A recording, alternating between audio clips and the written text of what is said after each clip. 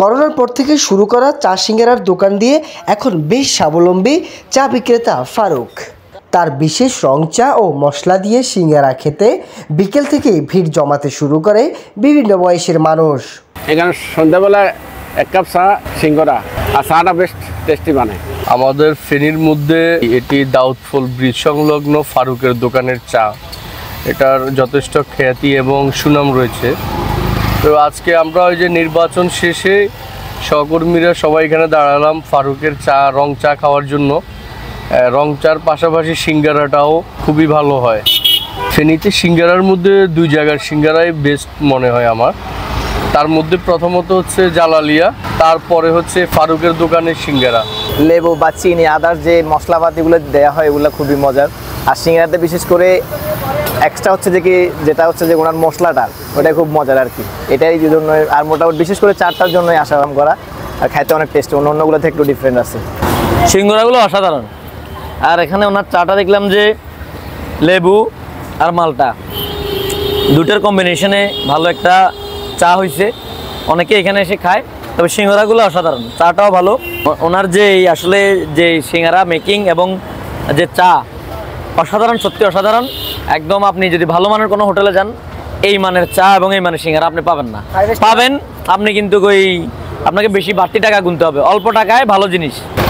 সচরাচর তো সব জায়গাতেই সিঙ্গারা খাওয়া হয়, বাট এখানে যে সিঙ্গারাটা এটা একটু ডিফারেন্ট। এখানে যে সিঙ্গারার মধ্যে যে মশলাটা দেওয়া হয়েছে এটার কারণে সিঙ্গারাটা খাইতে অনেক বেশি টেস্ট আসছে। চাটা মূলত আজকে আমি অনেকবার শুনছিলাম ওই ফ্রেন্ডের কাছ থেকে যে এখানের চাটা নাকি অনেক ভালো হয়। তো আজকে আমি আসছি চাটা খাওয়ার জন্য, টেস্ট করার জন্য। লাল চা পাইলে এটা লোভ সামলাতে পারে না। বাংলাদেশের বিভিন্ন জেলায় চা টেস্ট নিয়েছি শুধুমাত্র লাল চা। তবে ফারুক ভাইয়ের চা সবগুলোর নেচে গেছে ফারুক ভাইয়ের উপরে। আমি প্রায় 2 বছর পর্যন্ত খাইতেছি ফারুক ভাইয়ের দোকানে। তবে ওনার চা যে একটা টেস্ট, অন্য কোথাও এই টেস্টটা আমি পাই না। আমি দেশে এমনকি দেশের বাইরেও লাল চার টেস্ট নিই। আমি সাধারণত লাল চাই খাই, দুধ চা কম খাই। চা বলতে সচরাচর আমরা সুগন্ধযুক্ত ও স্বাদ বিশিষ্ট এক ধরনের উষ্ণ পানীয়কে বুঝি, যা চা পাতা পানিতে ফুটিয়ে বা গরম পানিতে ভিজিয়ে তৈরি করা হয়। ঠিক একই পদ্ধতিতে ফারুকও চা তৈরি করে থাকেন। তো আমি করোনার পর থেকে তৈরি করতেছি। কাস্টমার আলহামদুলিল্লাহ ভালোবাসে, খারাপ আসে না। আগে তো দুধ চা, রং চা সব বিক্রি করতাম, এখন শুধু রং চা বিক্রি করি। কী কী লবণ, চিনি, লেবু আর লিগার। সিঙ্গারার মধ্যে আলু আর মাই মশলা সবগুলো দিই।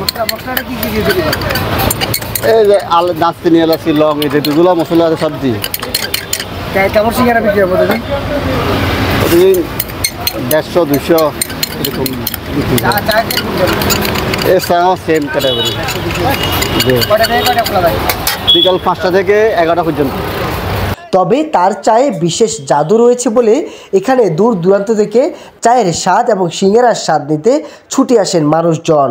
ফেনী শহরের দাউদফুল ব্রিজ সংলগ্ন সড়কের পাশেই দেখতে পাওয়া যাবে একটি ভ্রাম্যমাণ টেবিল দিয়ে চলছে ফারুকের চা ও সিঙ্গারা বিক্রির কাজ।